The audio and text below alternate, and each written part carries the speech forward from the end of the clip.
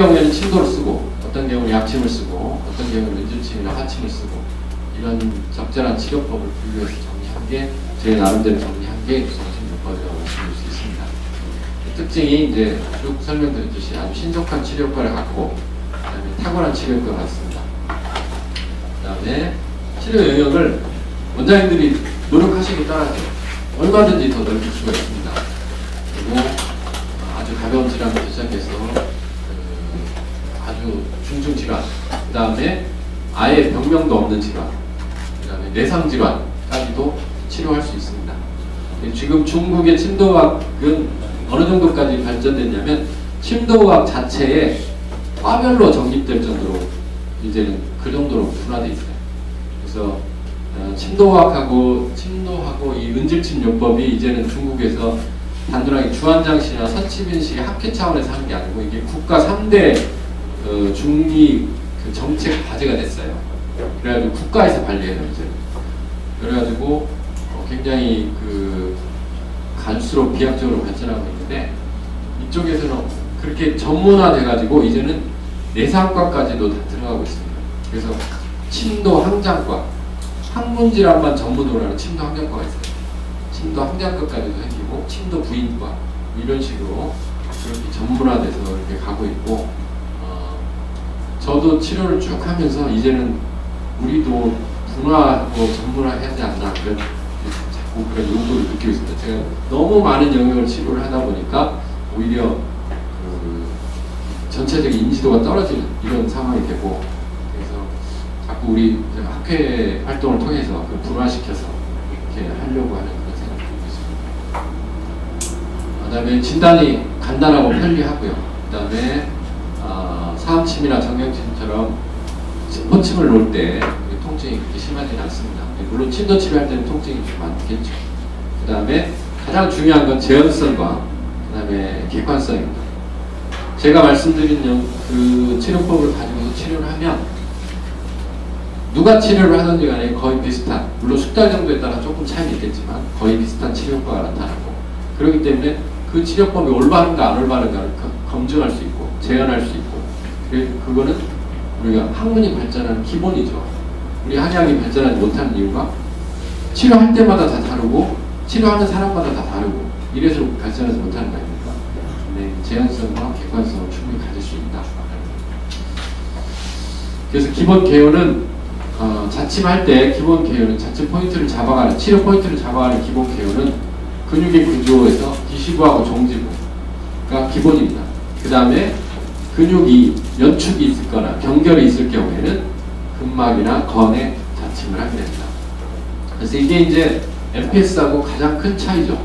MPS는 주로 근막을 중심으로 보죠. 물론 지금 이야기하는 MPS는 그 전형적인 MPS하고 다르게 많이 이렇게 주변 학문들이 들어와서 뭐 저명량도 치료하고 뭐 이런 것까지 다 MPS에 들어간 것처럼 이야기가 되지만 실제 MPS의 개념으로는 그거는 안 들어가죠. 그래서 근육의 구조, 기시부와 종지부, 근막, 건에 연축이 있을 때는 근막건을 치료합니다. 그 다음에 신경과 혈관의 분포에 따라서 신경 유주를 정확하게 파악하고 그 유주되는 과정에서 어디서 포착이 일어나는지를 확인해서 치료를 하시면 되겠습니다. 그 다음에 관절의 구조, 인대나 정맥나 활액낭은 치료 대상이 되고요. 그 다음에 근육의 유착, 경결력, 가는 결파를 분석해서 치료하게 됩니다.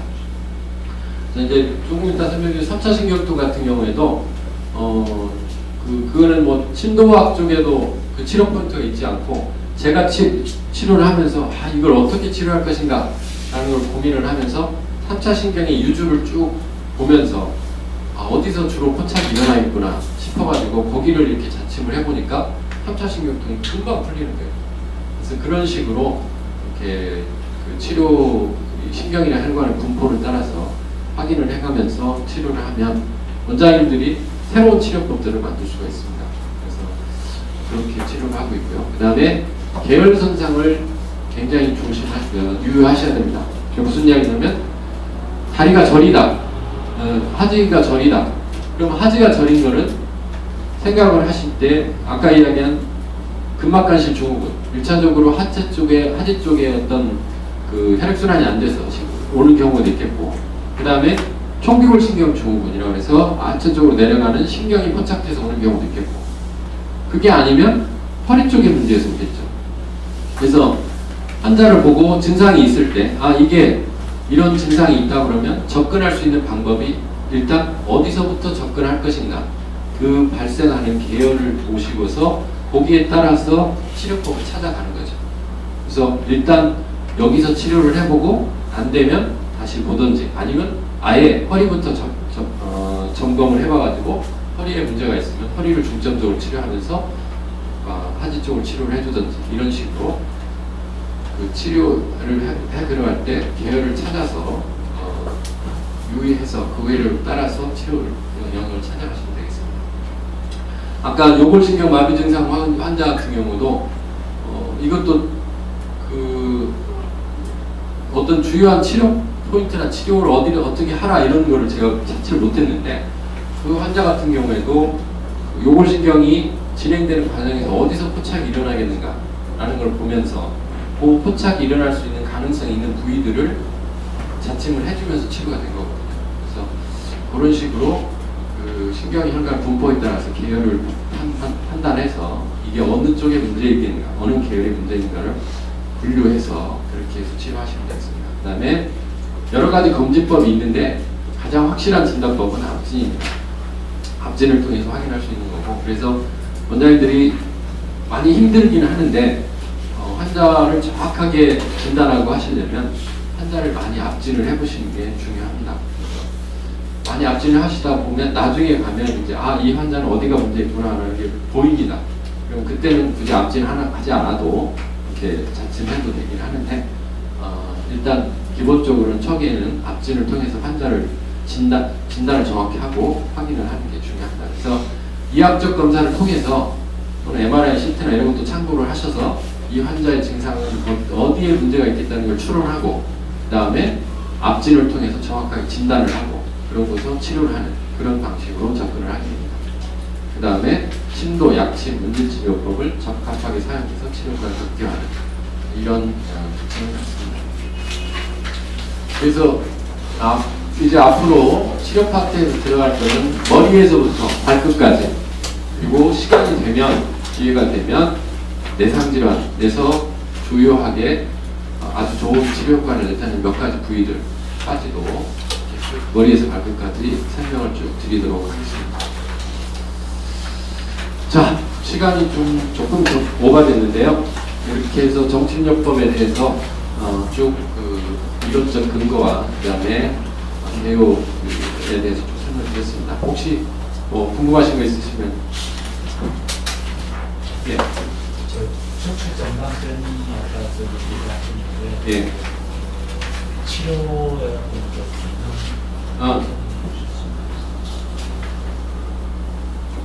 그 나중에 설명드리면 안 될까요? 지금 뭐 설명드릴 수 있는데 지금 주제 시간이 아니라서 제가 나중에 개인적으로 설명드리고, 후반도 되고 중반도 되고 다 치료됩니다. 근데 제가 나중에 설명드리고, 한번 전만이 될 때 앞에서 당기는 게 어느 거일 거고 뒤에서 못 잡아주는 게 어느 거일 건가 생각을 해보세요. 그러면 제가 나중에 설명드리죠. 구체적인 질환에 대해서는 나중에 어차피 나오니까. 예.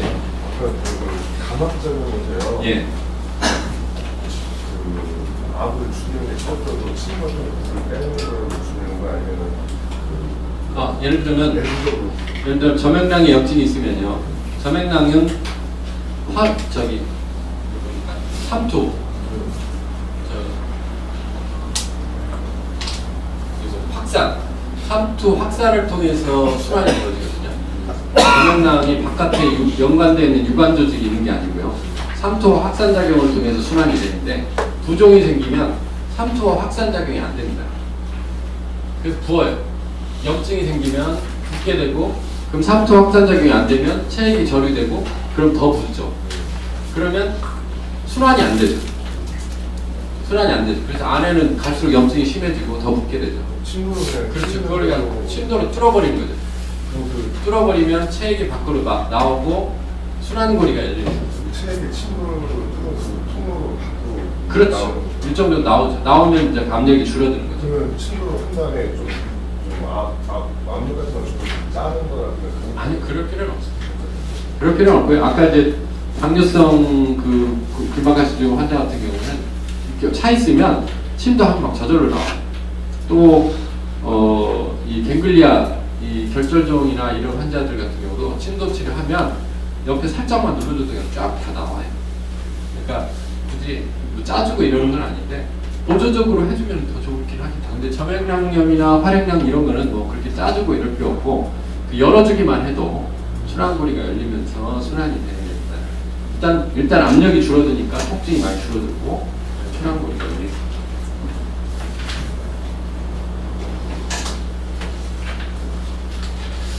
질문 없으시면 한 조금 오래 앉아 계시고 지루하시다가 한 50분에 시작하도록 하겠습니다.